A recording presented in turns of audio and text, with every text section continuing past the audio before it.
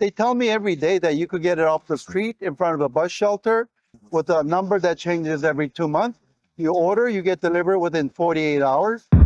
Welcome back to Moose and Loose. Today I've got some clips for you that I could not show on my main channel. I had to chop down my video section by section, upload it 5 times before I got it online this morning. What I'm going to show you here on my second channel are all those clips because I'm allowed to play them over here. Of that, we're talking about new regulations Justin Trudeau's bringing in on N-word patches. For whatever reason, the YouTube algorithm doesn't like the patches that help people get off of smoking, the Nico, we'll call them, patches.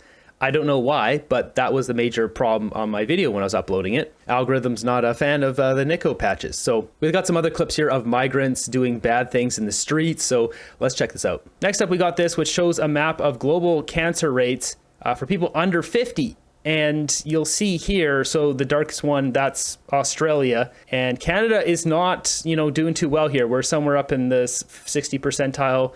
One of the higher rates of cancer. And well, the lesser developed nations have lower cancer. I mean, there's a bunch of factors here. You take your guess what the reasons are. We've got this terrible story here. It says Pakistani trucking from Toronto hires Pakistani driver, doesn't check anything, and this dude, no driver's license, destroys family because he was texting. So he's texting while driving. This is a little rough to look at the footage. You can see he's looking down right here. He's texting. There's a car in front of them here. He's not going to stop in time. And he's looking down. Oh, too late. Boom. And someone is gone now. He had plenty of room to stop. He had plenty of room to get off the road. Texting while driving. Life in prison. You're digging ditches for the rest of your life. Like, that's what should be happening here. This guy should be working every day of his life, and all his net worth should be given to that family. No driver's license. No driver's license. This company needs to be charged too for hiring the guy. Look how long it takes him to stop that thing. He doesn't seem too concerned either. The forensic accident police team determined the truck hit the car at full speed, then hit the brakes. People are saying deport him. No, that's not good enough. We actually need to put him in jail and he has to work for our country for the rest of his life. That's the only thing that's fair. And work for that family who lost whoever's in the vehicle there. Simply deporting someone after they've done something like that's like a get out of jail free card. You have a debt to pay to our country, to that family now. You don't get to just run away. Life in prison, that is the same as murder. You're a professional driver. You know what can happen. Yeah, no texting while driving. This guy's saying here, the Humboldt crash changed nothing in the industries. Nothing happens. 19 years of accident-free driving for me. My reward? I get paid the exact same or less than this tool. Yeah, see, that's not fair. People with 19 years of accident-free driving should be getting some sort of reduction on their taxes or something, or a mandatory amount of extra pay or whatever it may be. In Canada here, we're seeing a rise of T-word, pterodactyls, and they're actually starting to train other pterodactyls in our country. And among this, we're seeing a lot of V-word activities going on. Attempted carjacking spotted in Vaughan Mills parking lot. Look at this. They opened the door, 3 of these guys pulling this woman out of the car.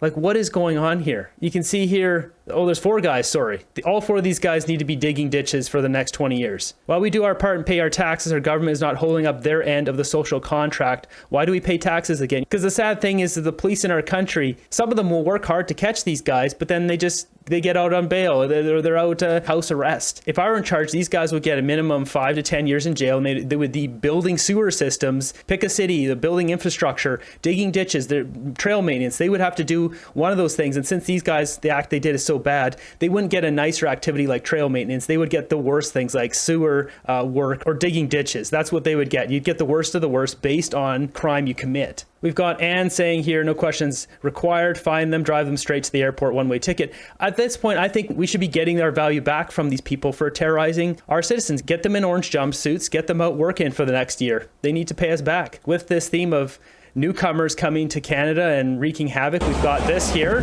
It says an Arab man immigrated and poked with his tool. He shared his pokey tool. 9 Germans at a festival in Germany here. And there's several of them perished. A large number of police and helicopters were sent to the area and the criminal escaped. I mean, Germany's doing the same thing. They're bringing in the worst of the worst, and what do you get? Import garbage, you end up with garbage. That's what we're getting. We all know why the attackers are illegal. These Germans are so scared of being compared back to the Yazidis that they're letting their citizens get ended. Have some guts and lock up the criminals and deport illegals. Talking about crime, we've got this. This is in Toronto. I can't show you guys the video because YouTube doesn't, the censorship. But basically, you've got 3 guys here. They threw off cocktails into the Liberty Village shop. And it says here the police station is across the street, no less than 250 meters away. So what's really dumb about this is these guys are so dumb and they're failures as criminals that they threw the offs at the windows versus smashing the windows and throwing it inside. So basically all the hot stuff here is on the outside. Regardless, this is what's happened here with weak immigration policy. We've got this one here posted by Ryan Garrettson, says more excellent news. An arbiter ruled in favor of 82 healthcare workers who were wrongfully fired for not taking the poker. They will receive termination and severance pay. So 82 people, healthcare workers, this hospital, getting some back pay. So we're starting to see a little bit of retribution for the people, the nurses and healthcare workers during this event, the world event. Next up, we got this, Justin Trudeau. They're banning nicotine pouches. They're just trying to piss off everyone in Canada at this point. The Trudeau government is once again coming after your right to make decisions with your own body. The government recently announced that they would be implementing a ban on convenience stores selling nicotine pouches like Zonnet, which Health Canada approved of, as well as a complete ban on flavored nicotine pouches in general. It's yet another example of the Trudeau Liberals coming after a proven smoking cessation product, forcing people who use nicotine pouches to either return to smoking or turn to the black market, which, as law-abiding vendors will tell you, is already hard enough to compete with. They tell me every day that you could get it off the street in front of a bus shelter.